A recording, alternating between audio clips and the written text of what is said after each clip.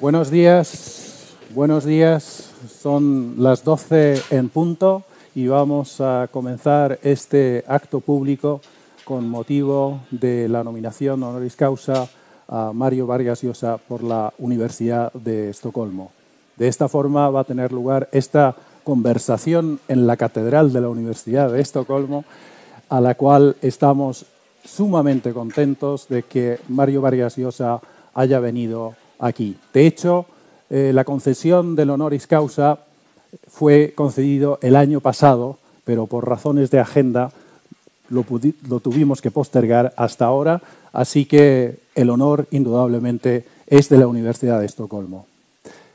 Como todos sabéis, en el año 2010 se le concedió a Mario Vargas Llosa el Premio Nobel, fruto de una larguísima carrera literaria, y ahora, 5 o 6 años después, tenemos este gran honor de tenerle como honoris causa de nuestra universidad. Y estamos tan agradecidos de que esté aquí porque ha recibido muchísimos doctorados, reconocimientos, incluido el marquesado que le concedió el rey Juan Carlos I junto a Vicente del Bosque en el 2011 con motivo de que España ganara el Campeonato del Mundo de Fútbol. Por tanto, Mario Vargas Llosa tiene que ser el campeón del mundo de la literatura. Yo lo entiendo así, ¿verdad? Lo que a mí personalmente me admira de Mario Vargas Llosa es su versatilidad, su gran cantidad de facetas distintas y, por tanto, es un escritor que es como un símbolo del departamento que hemos formado desde hace 3 años de lenguas románicas o de estudios románicos y lenguas clásicas, en el sentido de que los escritores no solamente están en su torre de Babel escribiendo y los estudiantes o lectores en las bibliotecas leyendo, sino que formamos parte de la sociedad y estamos construyendo y reconstruyendo esta sociedad mediante la escritura, mediante la lectura, mediante la reflexión. Yo voy a mencionar algunas facetas que considero fundamentales de la personalidad de Mario Vargas Llosa y después pasaremos a una serie de preguntas y al final tendréis la oportunidad de hacer algunas pequeñas preguntas, pero tenemos que mantener un horario muy estricto porque la visita de Mario Vargas Llosa es breve y tenemos que aprovecharla al máximo, de forma que a la 1 tenemos que salir pitando hasta al acto siguiente. La primera faceta de Mario Vargas Llosa es, por supuesto, la de escritor. La de escritor, fundamentalmente narrador, pero también dramaturgo. Lleva escribiendo narrativa 6 décadas y me atrevo a decir que es el escritor vivo en la lengua de Cervantes más importante en la actualidad. La segunda faceta, también importante, es la de periodista y ensayista. Y aquí hago correlación con la importancia de la relación de la literatura con lo que ocurre en la sociedad. El discurso literario se conforma, se confronta, se enfrenta al discurso social que tiene lugar en nuestros tiempos. La tercera faceta es la de crítico literario, que por supuesto se nutre de su entidad como escritor, pero también como ávido lector. En muchas ocasiones ha escrito y ha hablado sobre la interrelación fundamental entre la lectura y la escritura. De hecho, al leer escribimos y al escribir leemos. La cuarta faceta es como intelectual, como pensador. Mario Vargas Llosa, desde el principio de su carrera intelectual, ha pensado el mundo desde su posición cultural y desde su posición de pensamiento. El mundo ha cambiado y Mario Vargas Llosa también ha transformado ese modo de ver el mundo, de pensarse en el mundo. Nunca ha estado parado en un mismo sitio, en una misma manera de pensar. Para mí, Mario Vargas Llosa es un pensador ilustrado en la segunda década del siglo XXI. Ahí es poco. La quinta faceta no le va a gustar probablemente a Mario Vargas Llosa, pero hay que mencionarla porque como ciudadano ha tomado también responsabilidades políticas como excandidato a la presidencia del Perú, pero sobre todo como enérgico defensor de la democracia y auténtico detractor, por supuesto, de los tiranos y de las dictaduras, pero también un tema muy actual hoy en día, los populismos. La sexta faceta sería como personaje social. Las búsquedas en Google llegaron a un tope, por supuesto, en el 2010, pero se mantienen en el 2016 en el mismo tope. La séptima faceta es como profesor universitario, como catedrático invitado en la Universidad de Princeton, que fue, creo, el motivo por lo que no pudo venir el año pasado, porque tenía clases allí y como buen profesor no cambiamos las clases por respeto a los estudiantes. Y la octava faceta que voy a nombrar es algo que quizá no sea tan conocido. De hecho, yo me enteré en la última visita de Mario aquí a Estocolmo, que me confesó que iba a hacer algo nuevo, porque siempre hay que hacer algo nuevo. Eso es la divisa de Mario Vargas Llosa. Y es ser actor en su propia obra teatral, Los cuentos de la peste. Y como los años pasan, estaba atemorizado por si la memoria le iba a fallar. Yo no pude estar, no sé cómo fue, pero seguro que muy bien. Con esta breve presentación de las muchísimas facetas, y seguro que me dejo alguna en el tintero, comenzamos el turno de preguntas. Y yo quiero empezar porque aquí somos todos los que estamos aquí, los que estamos en directo, los que estamos a través de las cámaras viendo esto en los ordenadores, o los que los podemos ver a posteriori, porque esto va a quedar grabado, somos todos ávidos lectores. Y precisamente como profesor en Princeton, yo me imagino que los alumnos que usted tiene son bastante privilegiados y muy motivados. Nosotros, en cambio, en instituciones públicas, en universidades públicas, nos encontramos con brillantes alumnos, por supuesto, pero también nos encontramos con alumnos que, si no son iletrados, poco les falta, porque no hay una tradición de lectura en las escuelas. Con la entrada en nuestra era digital, la práctica de la lectura se está perdiendo. Para usted, en su juventud, lo sé perfectamente porque ha dejado constancia de ello en muchos lugares, leer era una forma de viajar. Viajar en el tiempo, viajar en el espacio, viajar en las distintas culturas, porque nunca leyó solamente su propia tradición, por supuesto no nacional, siquiera latinoamericana, siquiera en lengua española, sino es un ávido lector de todas las literaturas que le ha interesado. Y hoy la juventud viaja mucho más de lo que se podía hacer entonces, pero lee mucho menos. ¿Cuál es el rol de la literatura en la segunda década del siglo XXI, Mario Vargas Llosa? Bueno, ante todo quiero agradecer al profesor Benson su presentación tan cariñosa. Veo que conoce, me ocurre con mucha frecuencia, mi vida a la maravilla, algo que no deja de inquietarme, por supuesto. Y sin más paso a tratar de responder su pregunta, que es una pregunta que me hago yo y que nos hacemos, yo creo, muchísimos lectores en el mundo en estos días. ¿Va a representar la lectura en el futuro lo que ha representado en el pasado? ¿O la lectura es un hábito que comienza a encogerse y va siendo reemplazada poco a poco por la cultura de la imagen? Las pantallas van a llegar a sustituir al libro. Bueno, es una pregunta sobre la que nadie tiene una respuesta clara. La realidad es que la cultura en nuestro tiempo está orientada cada vez más hacia la imagen, que las pantallas son el elemento fundamental de información y comunicación, Y la pregunta es si el libro va a coexistir con la pantalla o va a ir, no desapareciendo desde luego, pero sí refugiándose en una minoría, ¿no? Casi en una catacumba. Yo espero que no sea así y no creo que sea algo que esté determinado por la ciencia.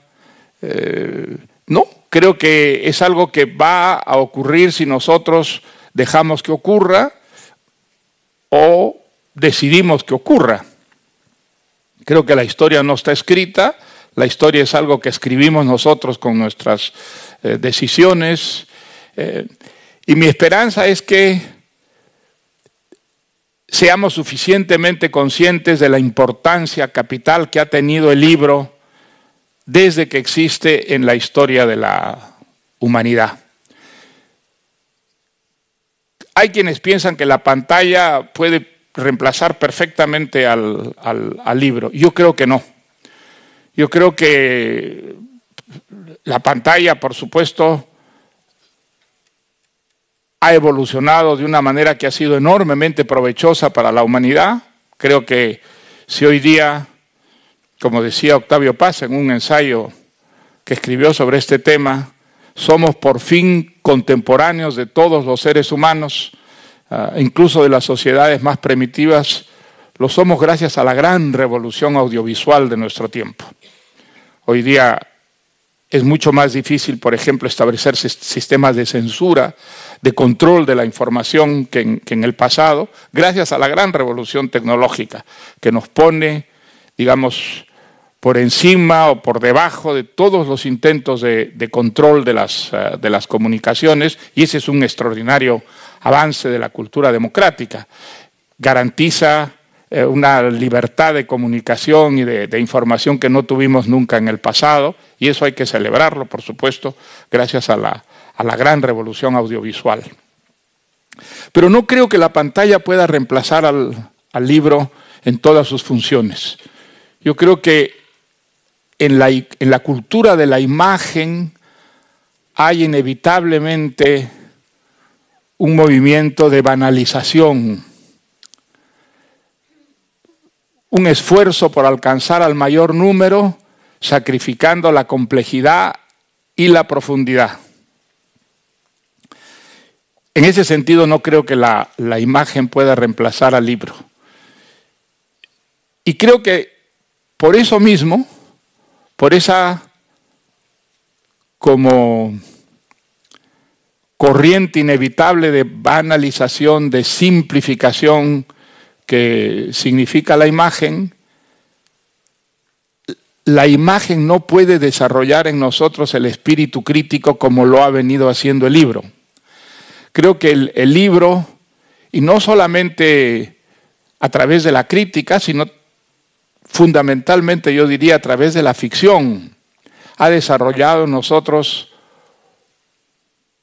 una actitud de descontento frente a la realidad, una toma de conciencia de que la realidad tal como es insuficiente para satisfacer todos los anhelos, los deseos que habitan en nosotros.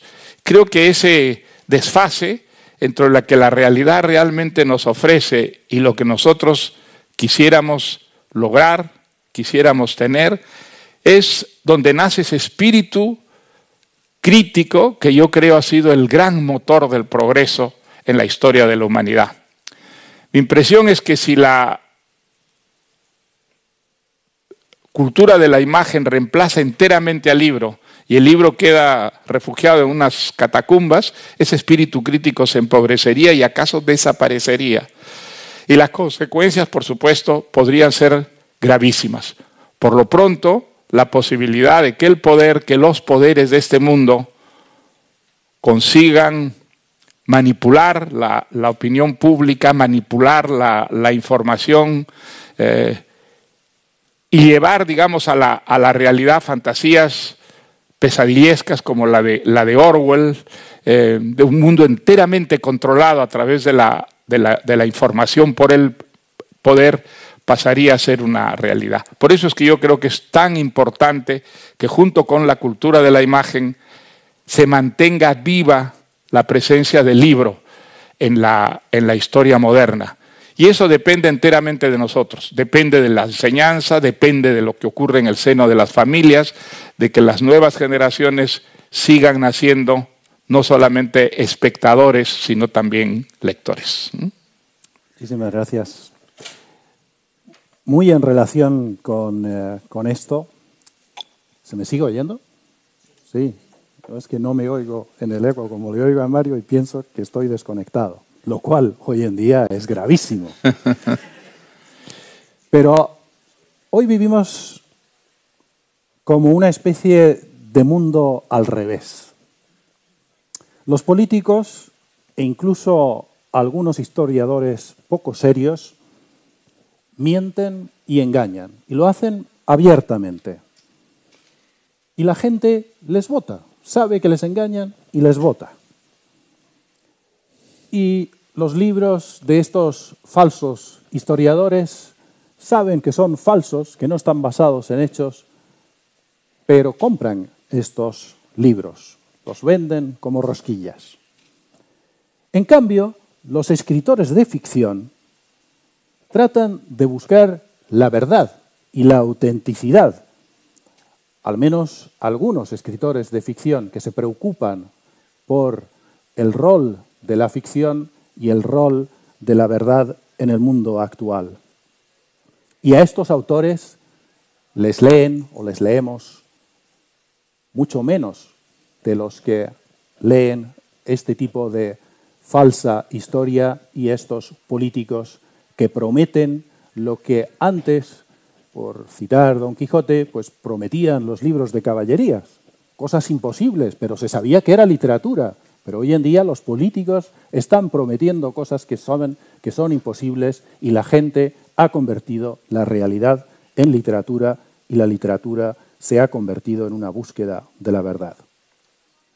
En Occidente, que es el patrimonio de las libertades, de la ilustración, de la cultura con mayúscula, comentamos el otro día cuando estábamos calentando motores en el Instituto Cervantes, los miembros de la cátedra Mario Vargas Llosa y Björn Wiman de Dagens Nyheter, que le entrevistó en su última visita en Kulturhuset, estábamos pensando que Occidente se está, perdonen ustedes, latinoamericanizando en el sentido de los populismos que ha habido en Latinoamérica y que están desapareciendo, mientras que en Estados Unidos y en gran parte de Europa, incluida Suecia,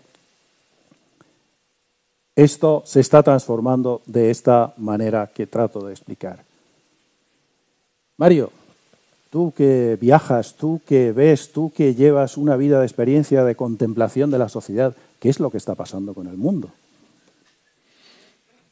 Menuda pregunta.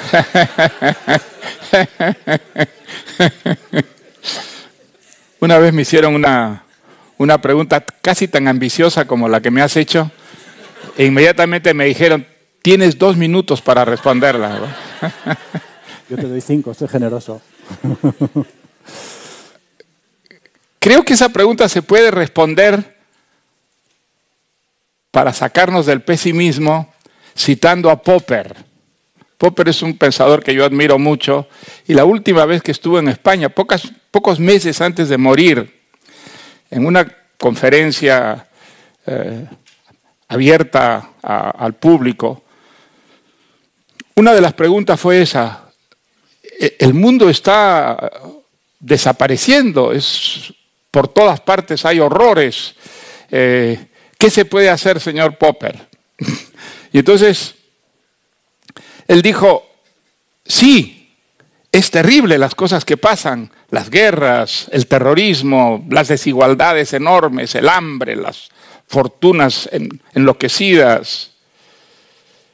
Pero quizá para sentirnos menos pesimistas frente a esa realidad que es cierta, conviene pensar lo siguiente: nunca hemos estado mejor.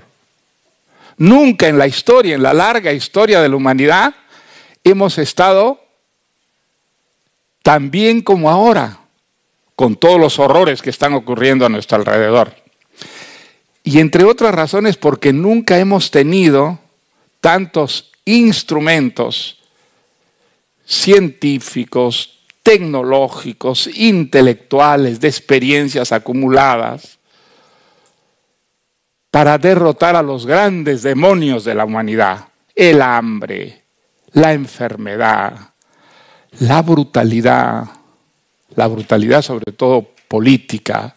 Hoy día tenemos instrumentos suficientes como para combatir eficazmente todo aquello que en el pasado era muy difícil de combatir y en algunos casos imposible.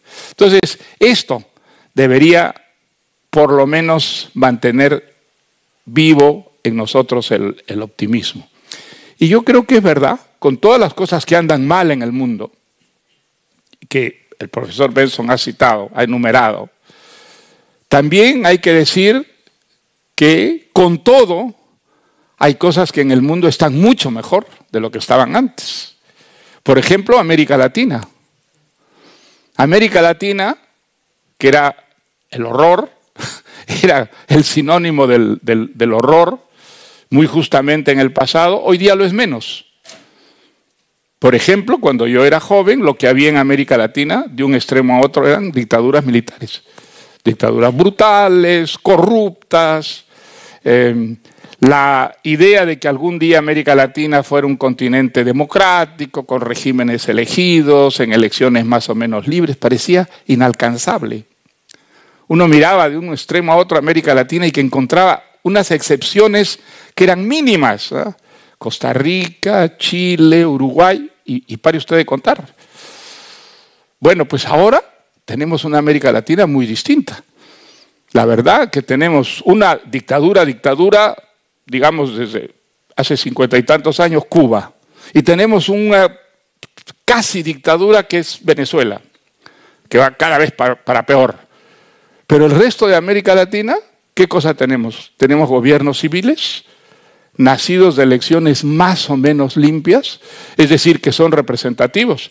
Algunos son muy malos gobiernos, algunos son profundamente corruptos, pero esos gobiernos los eligieron y los van a cambiar en las próximas elecciones.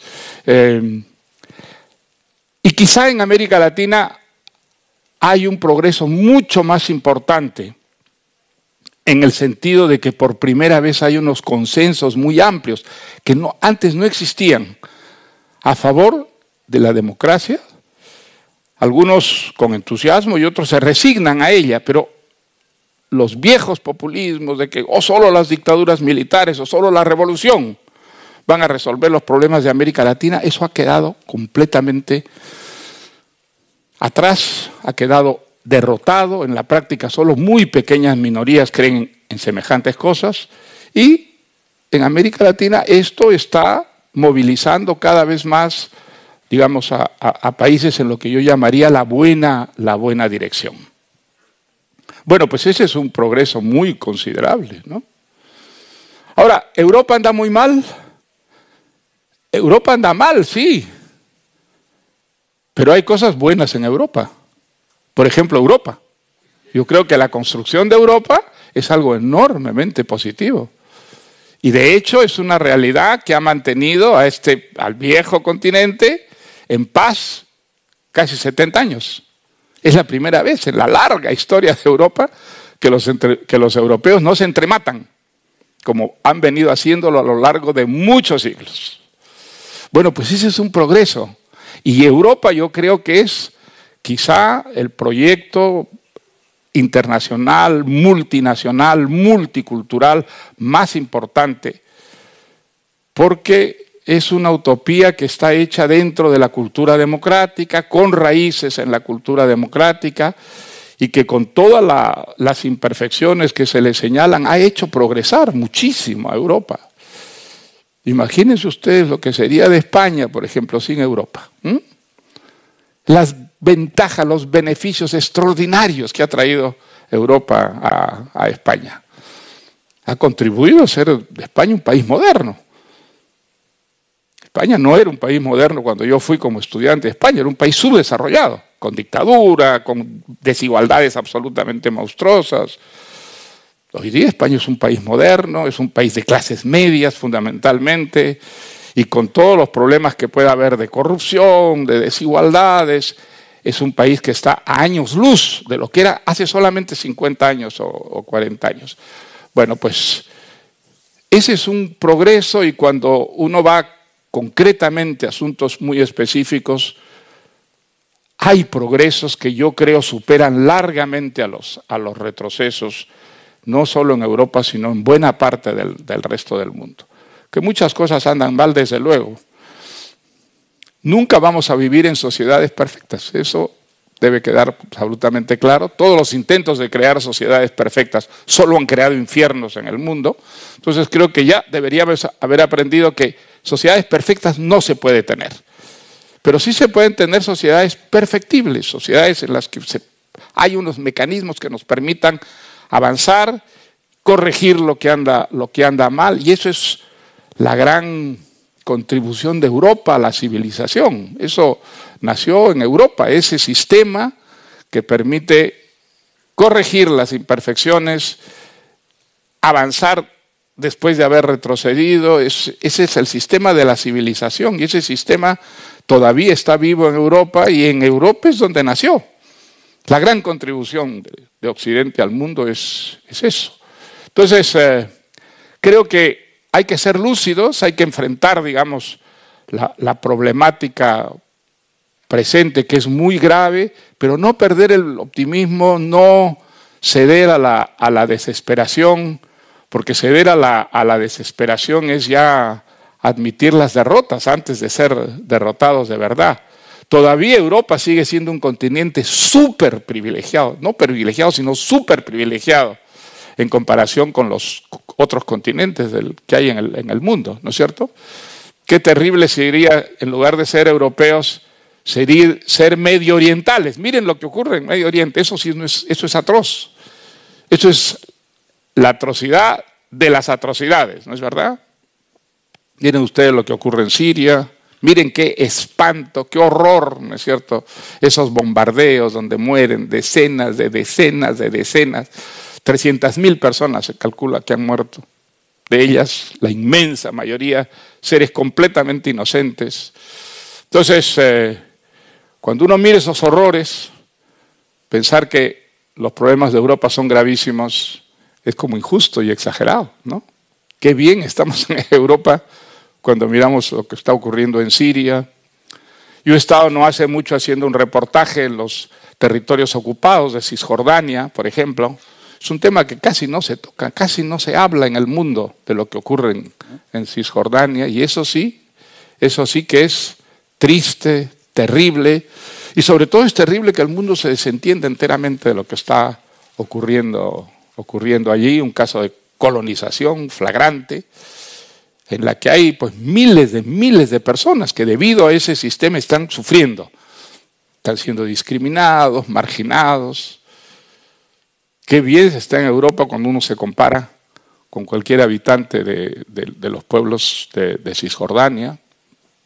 Entonces, no caigamos en el pesimismo, pensemos que tenemos una gran suerte de pertenecer a Occidente, a un tipo de cultura, de civilización que ha traído un progreso que no conocía la historia de la humanidad antes. No tenemos que sentirnos, digamos, superiores, ni muchísimo menos, pero sí privilegiados. Y esos privilegios pues nos dan, deberían darnos una cierta confianza en el futuro y fuerzas para enfrentar la problemática que nos rodea, ¿no? El terrorismo, por ejemplo. El terrorismo siempre existió, pero claro, en nuestra época ha alcanzado unas posibilidades de causar, digamos, daño que en el pasado no había. Eso es una realidad de nuestro tiempo, es una realidad atroz que tenemos que enfrentar y todavía no sabemos cómo hacerlo eficazmente, ¿no? Ese es uno de los problemas muy serios. Pero yo creo que ese problema se enfrenta de manera mucho más exitosa dentro de lo que es la unión, la idea básica de lo que es la construcción de Europa, que por separados. Y que en todo eso la literatura puede jugar un papel importante, sí. Yo creo que, aunque parezca mentira, inventando historias, fantaseando personajes, uno puede contribuir a que el mundo sea menos malo de lo que es. Creo que es un hecho, es una realidad. Creo que la literatura ha sido un elemento muy importante en lo que llamamos el progreso y la civilización. Muchísimas gracias. Si no nos gusta Europa, nos podemos mudar a Latinoamérica, que está, por tanto, tomando quizá la batuta del progreso y del bienestar y de la fe en el futuro, que quizá sea lo que, de alguna manera, falta en Europa. Volviendo a la tertulia que tuvimos el otro día en el Instituto Cervantes, Carlos Granés, Juancho Armas y Björn Wiemann, justamente Björn señaló como una característica de su obra, con las técnicas narrativas con las que comenzó ya en las primeras novelas, de diálogos superpuestos en el tiempo y de diálogos superpuestos también en el espacio, que volvía loco a los lectores porque no sabíamos si estábamos en el tiempo X y en el espacio tal, de forma que algunos nos poníamos a escribir exactamente en el libro, a ver, este es el tiempo 1, el tiempo 2, el tiempo 3, sin darnos cuenta que en realidad la mente humana cognitivamente, si se deja llevar, poco a poco se va dando cuenta de que esta construcción literaria sirve para tener una visión desde fuera, donde el tiempo y el espacio se transforman en lo que es un nuevo espacio literario. Eso es la experimentación literaria, el logro literario con el que trabajó muchísimo la literatura latinoamericana llamada del boom de los años 60, y que Mario Vargas Llosa es un gran contribuidor a esa renovación literaria. Porque entonces también, quizá no tanto social y políticamente, pero narrativamente en Europa se estaba en crisis, se decía que la novela estaba muerta. Y vinieron los latinoamericanos y dijeron, ¿cómo muerta? Está viva, coleando y tiene un futuro enorme. Y de hecho, la literatura latinoamericana del boom hizo que se volviera a leer narrativa y, por supuesto, situó la lengua española, porque entonces en España era la España que usted acaba de describir, narrativamente y literariamente estaba encerrada, no tenía libertad de expresión, y esto hace que tampoco la imaginación pueda crear grandes obras. Pero una de las observaciones que hizo Björn allí es que lo que señala con este tipo de técnicas, además, es algo fundamental en la visión y en la caracterización de los seres humanos. En el sentido de que sus novelas, y hablo de La Casa Verde, Conversación en la Catedral y todas las que vinieron después, hay muchísimos diálogos. Pero ¿hasta qué punto hay comunicación? Precisamente con el juego de poner estos diálogos en distintos tiempos, Mario Vargas Llosa logra mostrar cómo la transformación de la realidad que hace cada uno de los personajes no tiene nada que ver con sus acciones, sino que hay una gran distancia entre lo que se dice, lo que se hace y lo que se quiere decir. De forma que lo que en muchas de sus novelas lo que se muestra es la falta de comunicación y el aislamiento del ser humano. En su última novela, que no nos hemos atrevido a poner en este collage porque es un tanto atrevida, hay un juego también con lo político y lo privado, ¿no? Está en la portada del libro. Y esto es otra de las características que siempre hay en sus novelas desde distintas perspectivas. ¿Está de acuerdo? Bueno, yo, digamos, respeto la opinión de los críticos. Muchas veces los críticos pues tienen una perspectiva sobre lo que uno hace que es más objetiva, para un autor, digamos, es muy difícil tener esa visión objetiva, ¿no?, que tiene un lector o un crítico de lo que uno mismo hace. Muchas veces uno ve en lo que ha escrito cosas que quiso poner y que los lectores y los críticos no ven, y otras veces ven cosas que uno no supo que ponía, ¿no? A mí me ha pasado muchas veces ver en reseñas o en mesas redondas interpretaciones de cosas que yo he escrito que me sorprendían, que me parecían traídas de los cabellos y que de pronto me convencían. Me pasó con mi primera novela. Les puedo contar una anécdota que ilustra bastante bien eso que quiero decir. En mi primera novela, La ciudad y los perros, yo recuerdo un crítico francés, Roger Caillois, que dirigía una colección de literatura hispanoamericana en Francia, en la editorial Gallimard, que se llamaba La Croix du Sud, La Cruz del Sur. Contrató La ciudad y los perros. Y yo, pues, muy contento, fui a agradecerle.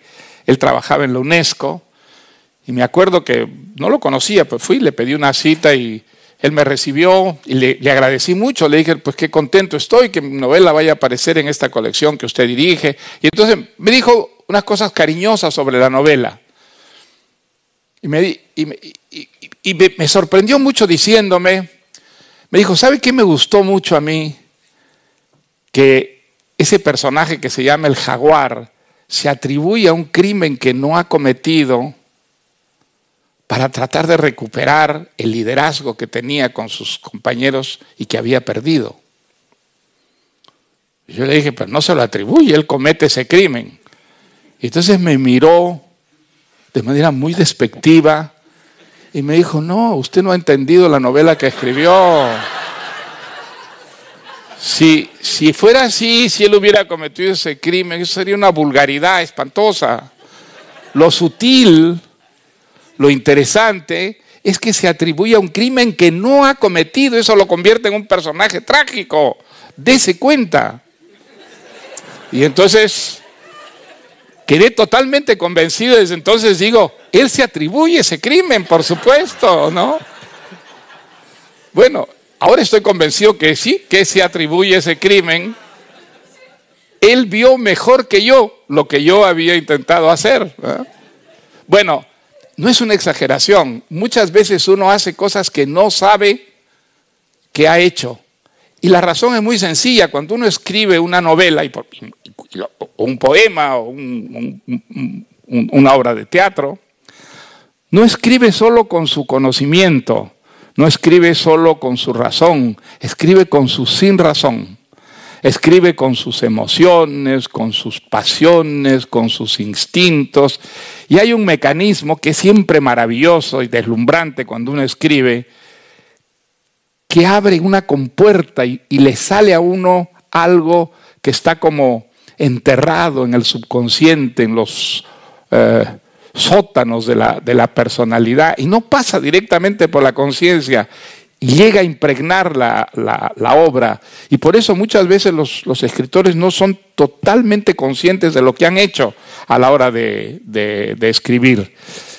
En cambio, los lectores, los críticos que están fuera de ese proceso y juzgan el resultado de ese proceso, muchas veces tienen un conocimiento más acabado, más objetivo de lo que es una obra de arte. Creo que eso en el caso de los clásicos, por ejemplo, es evidente, ¿no? Ni Flaubert, ni Balzac, ni Cervantes imaginaron jamás la cantidad de interpretaciones, la cantidad de lecturas diferentes a que darían origen las obras que escribieron. Flaubert llegó a decir respecto de Madame Bovary en una carta, yo solo quise contar los peligros de que una muchacha lea novelas. Bueno, ¿quién puede imaginar que esa puede ser la razón de ser de la historia de Madame Bovary, ¿no? Entonces, Bueno, y Cervantes lo mismo. Cervantes se quedaría verdaderamente maravillado de imaginar, no, nunca pudo imaginar, ¿no?, que su obra representaría todo lo que el Quijote ha representado para para el futuro, para la lengua en la que escribió. Entonces, yo creo que sí, uno puede interrogar a los autores respecto a lo que han hecho, pero poner entre paréntesis sus opiniones, que no son siempre las más justas, las más adecuadas y en ningún caso las más objetivas, ¿no? Perfecto. Ya sabéis, estudiantes, hay que interpretar las novelas. No está la solución en preguntarle al autor, porque el autor no lo sabe, sino que es el texto el que... No siempre lo sabe. Algunos son más lúcidos respecto a lo que han hecho que otros, desde luego. Esos son los más cuadriculados, los que se empeñan en que ellos tienen la razón sobre su propia novela. Una última pregunta voy a hacer y después vayan preparando sus preguntas en el público. Y es que precisamente tiene que ver con mis estudiantes. Tenemos cursos de teoría literaria en los cuales tratamos de contemplar las diferencias de los géneros literarios. Y aunque usted fundamentalmente ha escrito narrativa, también ha escrito bastante teatro. ¿Cuál es la diferencia desde el punto de vista de la escritura en escribir en estos dos géneros literarios que son bien distintos? Bueno, la novela es, en un cierto sentido, pues el príncipe de los géneros, porque uno puede hacer todo en una novela. Siempre que sea capaz de justificarlo con la novela misma, puede tomarse todas las libertades del mundo. En cambio, en el teatro, si uno piensa en la representación, en el teatro ya no horizontal, sino vertical, sobre un escenario, encarnado en actores, tienes unas limitaciones inevitables de tiempo y también de modo. ¿No? La libertad que uno tiene en la novela, yo creo que no la tiene jamás en el teatro. En el teatro se puede contar todo, desde luego. Ese pequeño espacio que es un escenario se puede convertir en el mundo, desde luego, y tenemos obras de teatro maravillosas que así lo han mostrado. Pero digamos, hay un límite que es el límite de lo posible, y lo posible es la representación. No se puede, digamos,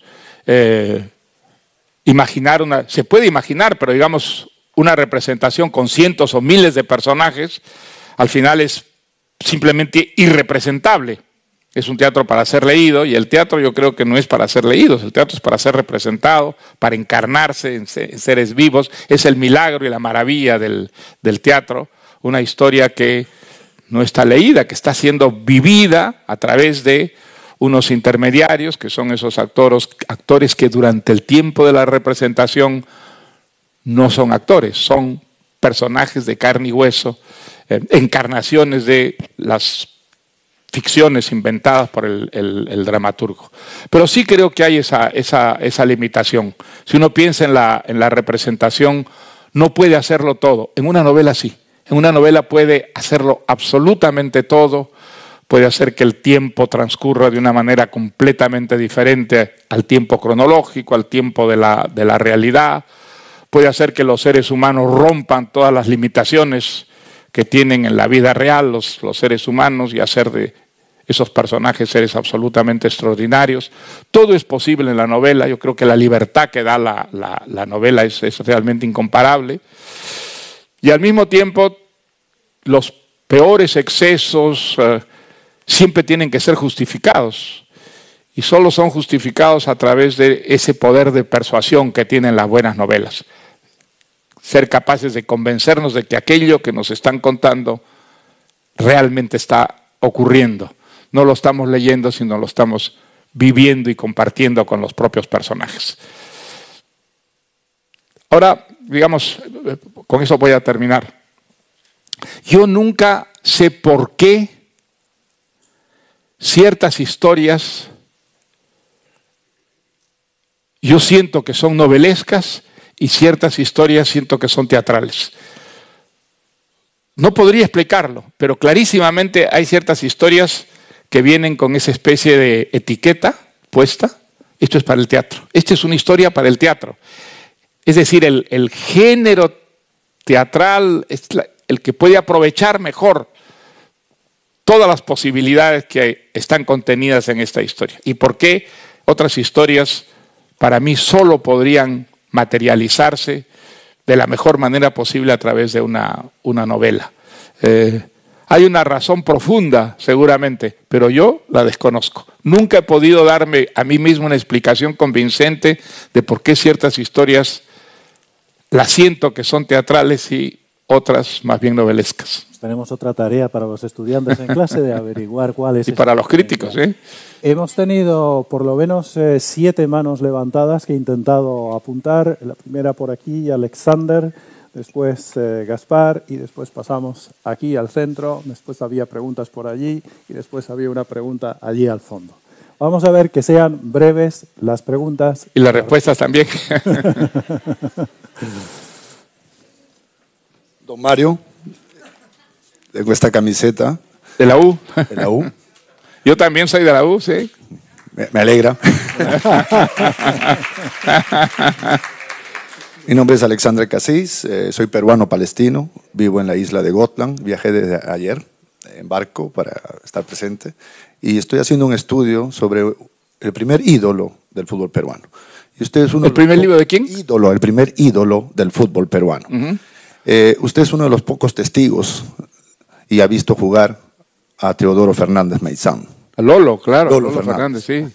Mi pregunta es, ¿cuándo usted cree que este hombre se convirtió en mito, en leyenda? ¿Cuándo cree usted que empezó esto? ¿De Lolo Fernández? De Lolo Fernández. Bueno, cuando yo lo vi jugar era un niño, ya era un mito él, era un mito viviente. Se decía, eran fantasías, digamos, pero se decía que había jugado en las Olimpiadas en Berlín y que había metido un gol de media cancha. Otros decían que no era un gol el que había metido, sino que había roto el arco de un patadón. Todo era pura fantasía, pero ya era un mito. Ya era un personaje legendario en el fútbol y ha quedado así, ha quedado para las nuevas generaciones pues como una figura mitológica, verdaderamente. En esa época el fútbol era, desde luego, ya muy popular, no tanto como lo sería después, pero era amateur. No, los futbolistas no eran profesionales, los futbolistas no recibían un salario, recibían propinas. Y eso le daba al fútbol unas características quizá muy diferentes de las que tiene en nuestros días, en que se ha convertido pues no solo en una profesión, sino en la profesión probablemente más rentada, ¿no? En el mundo de los deportes, ¿eh? ¿Sí? Sí. Hola, Mario. ¿Qué tal? Yo es que ando metido con una cosa sobre traducción y quería conocer tu opinión sobre esto que empieza con los culebrones, que iguala todo el idioma español para encontrar como más mercado en lo que son los productos de entretenimiento, cómo la literatura también ahora se ha visto contagiada por ese idioma plano que evita localismos o que busca una traducción que pueda venderse en toda Latinoamérica. ¿Cómo vives tú este fenómeno de el panhispanismo, pero que luego realmente las editoriales por prisa o por sacar toda una obra te afecta de alguna manera? ¿Has dejado de ser tan peruano como eras o te expresas en un idioma más libre? ¿Tienes alguna opinión que me interesaría? Bueno, yo creo que no, creo que sigo siendo peruano, es decir, sigo siendo a la hora de escribir alguien que utiliza el español, sobre todo con las variantes y los matices del español que se abre en el Perú. Una de las variantes de esa variedad riquísima que tiene el español. Y yo creo que en la época moderna ya no tenemos siquiera que preocuparnos con la idea de que el español se pueda disgregar, dispersar. Eso no es, me parece absolutamente, digamos, hoy en día un peligro desaparecido. Creo que tiene un denominador común muy fuerte, que las comunicaciones hoy día justamente garantizan esa unidad del idioma, en el que hay, por supuesto, como las hay en el inglés, ¿no?, muchas variantes que a veces pues, nos llevan a consultar el diccionario. Pero ahora, desde luego, a mí se me plantea un problema cuando escribo una historia peruana, como la última, por ejemplo, Cinco Esquinas, pues utilizo el español con sus matices y sus variantes peruanas, como es lógico.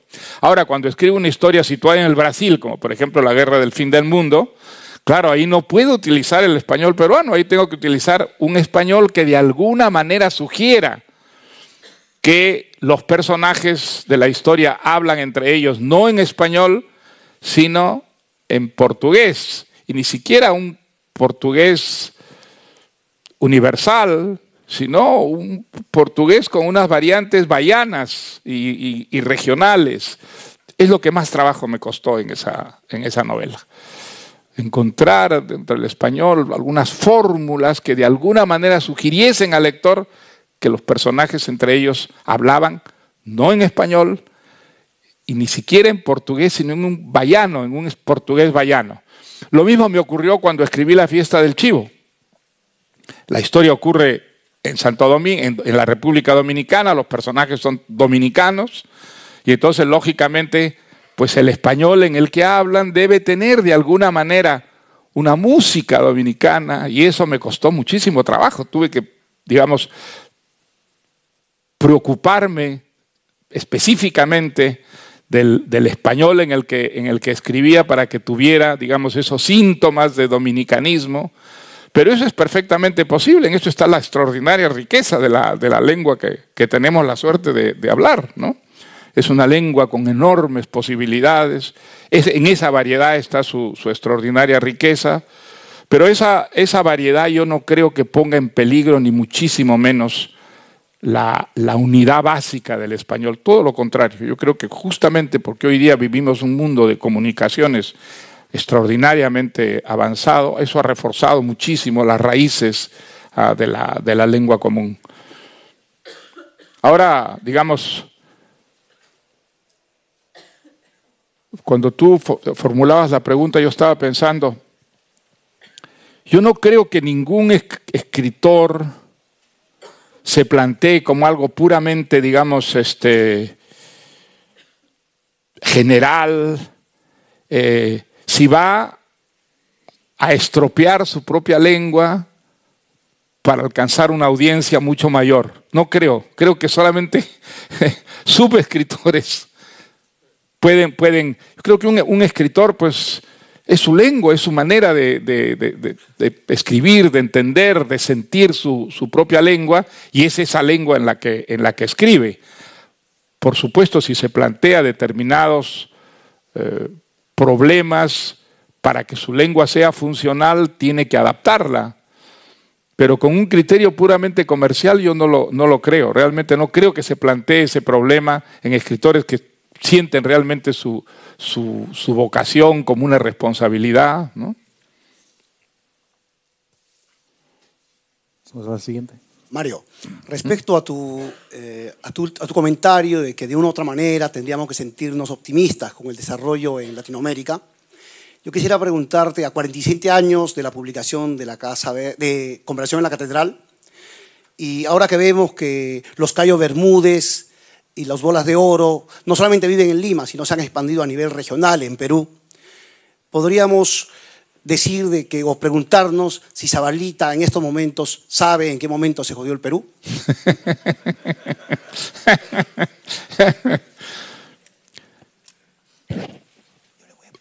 Bueno, yo creo que la pregunta de Zabalita, yo creo que un país no se jode en un momento determinado. Creo que en ciertos momentos sí hay crisis que se agravan, pero que la decadencia de un país es un proceso. Que un país se jode cada día, ¿ah? Se va jodiendo poco a poco cada día, va metiendo la pata. A ver, te voy a poner un ejemplo para no quedarme en cosas tan abstractas. Venezuela es un país dramático. A mí me angustia terriblemente lo que ocurre en Venezuela, como creo que a muchos latinoamericanos. Bueno, ¿cuándo se jodió Venezuela? Venezuela 6 veces votó masivamente para joderse. 6 veces votó masivamente por Chávez. Era insensato. Chávez no engañaba a nadie. Chávez explicaba lo que iba a hacer. Y lo que iba a hacer solo podía hundir ese país. Y hubo una mayoría, y a veces abrumadora, de venezolanos que votaron por eso. Han cambiado. Hoy en día se han dado cuenta de que fue un horror. Pero digamos, ahí clarísimamente el país se hundió por una ceguera colectiva. Digamos, las explicaciones de la ceguera, pues las puedes entender. La democracia frustró a mucha gente, había una corrupción espantosa, la gente se sintió desencantada y pensaron, absurdamente, conociendo la historia de América Latina, que un gobierno fuerte, un gobierno revolucionario, de un gran caudillo, iba a resolver los problemas. Pues ahí está. Ahí está el resultado. Entonces, ahora no solamente la están pagando, sino con gran coraje están tratando de reconstruir un país que en gran parte ellos destruyeron por la ceguera con la que 6 veces, porque hay que recordarlo, fueron no una, no 2, 6 veces votaron por un gobierno que los arruinó. Entonces, pues la historia del Perú es muy parecida. El Perú tuvo posibilidades muchas veces de elegir mejor y eligió lo peor por demagogia, por populismo, por incultura. Creo que es un poco la historia no solo de América Latina, la historia de buena parte de los países en el mundo, ¿no? Ahora, hay algunos casos, sí, que son tragedias, son cosas que no eligieron los países, pero se los impusieron a la fuerza, a la mala, ¿no es verdad? Países más poderosos, son los casos más trágicos. Pero en general yo sí creo que es importante ser conscientes de que somos responsables de lo que nos ocurre. Que en buena parte es nuestra responsabilidad que nos fue mal, así como es nuestra responsabilidad que nos fuera bien. No es una casualidad que nos fuera bien. ¿No? Vamos a ver el caso de Suecia. No es interesante. Es un país muy ejemplar, es un país que realmente el mundo mira con mucha envidia. Pero eso les cayó del cielo como un maná o se lo trabajaron. Se lo trabajaron. Se lo trabajaron, hicieron las buenas elecciones en los momentos que había que elegir. Y el resultado, pues ahí está el resultado, ¿no? Entonces, es creo que es muy importante y es una de las mejores maneras de empezar a salir de donde estamos, aceptar que tenemos una responsabilidad muy importante y a veces fundamental en lo que nos ocurre, ¿no? Quedan como 2 minutos y 3 preguntas. Buenas tardes. Una pregunta nada más. Hay un libro sobre Borges que ha sacado que solo está en francés y yo pensaba cuándo lo podrían o lo iban a traducir en español, un libro suyo. Bueno, no es un libro escrito en francés, es un libro que publica varios artículos y conferencias que di en español y que sí los han reunido en un libro en Francia. Pero todos esos textos están publicados en español. Y una cosita, me he quedado pensando hay un escritor peruano que durante casi toda la vida lo conocía solo como el borgiano de Petitoires. Y bueno, y recién tenía un libro de él como 20 años y me ocurrió leerlo este año. Luis Loaiza. Maravilloso. Sí. O sea, quería saber si todavía tiene alguna relación con él, porque él vive en Suiza. Sí, sí, no vive en Suiza, vive en París. Sí, tengo mucha relación con él, claro que sí. Pues Luis Loaiza, efectivamente, yo creo que ha escrito poco, pero todo lo que ha escrito es muy bueno. Y yo creo que tarde o temprano va a ser descubierto como el gran escritor de su generación que es. Él ha sido una persona extraordinariamente discreta, siempre ha evitado toda forma, digamos, de publicidad de su obra. Entonces su obra pues está editada en pequeñas editoriales que han circulado muy poco y desgraciadamente se conoce muy poco la obra de Loaiza. Pero yo estoy seguro que así como usted lo ha descubierto, van a descubrirlo cada vez más lectores y van a ver que hubo en el Perú de estos años un magnífico escritor casi anónimo por voluntad propia. Tenemos que tener la última pregunta. No sé si tiene un blog o algo para continuar de alguna manera. No tengo blog, no tengo.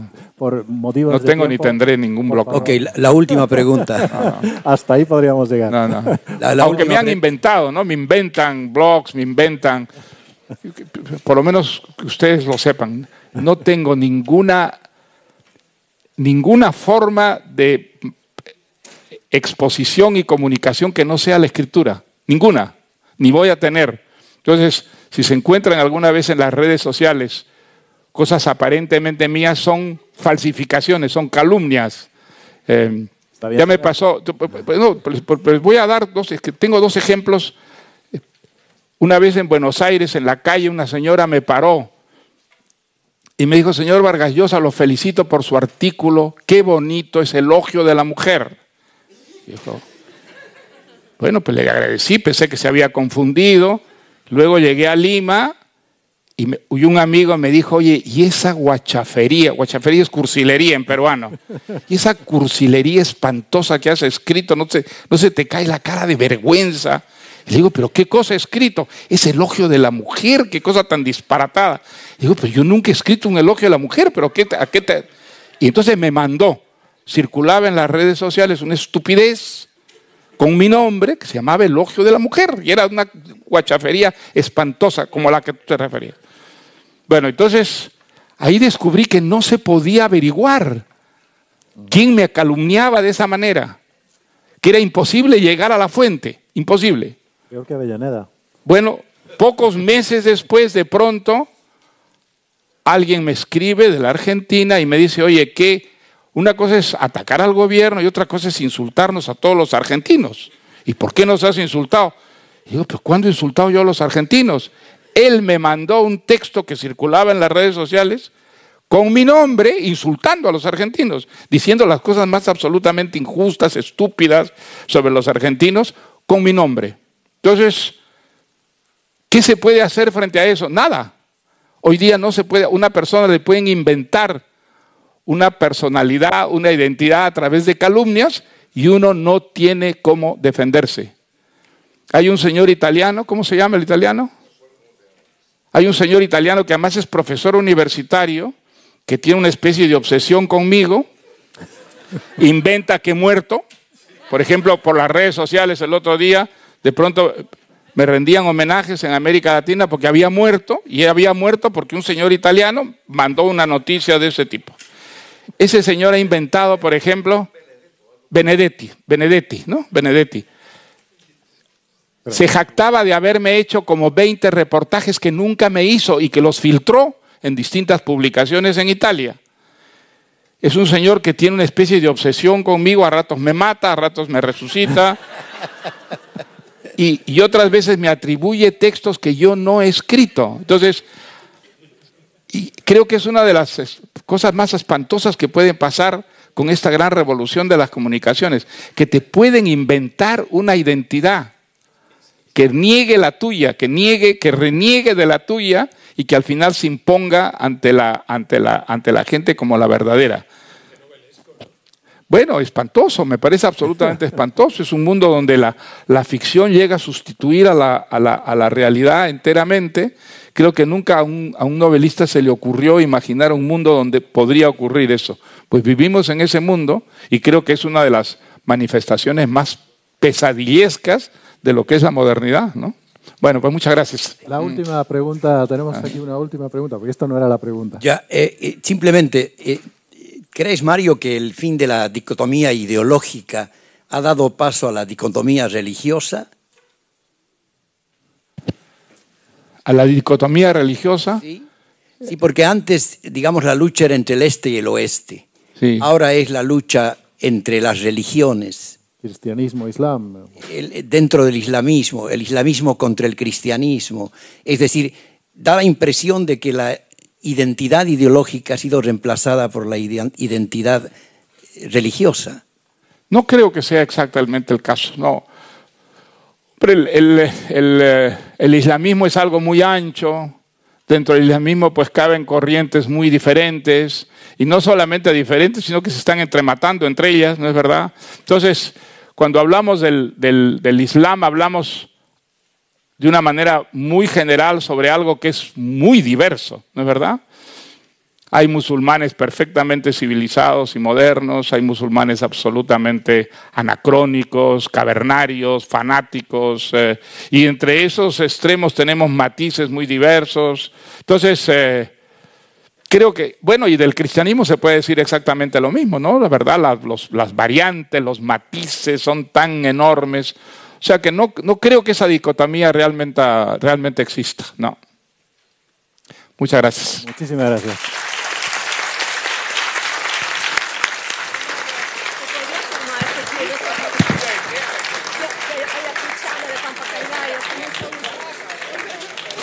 Usted sabe que los tecos vienen con sus trajes típicos a reuniones especiales. Por eso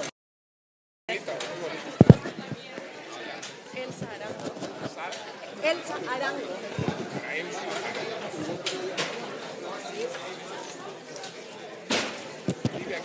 Sí, yo vivo aquí en Suecia. Y justo con lo que estaba diciendo de lo audiovisual, yo comencé a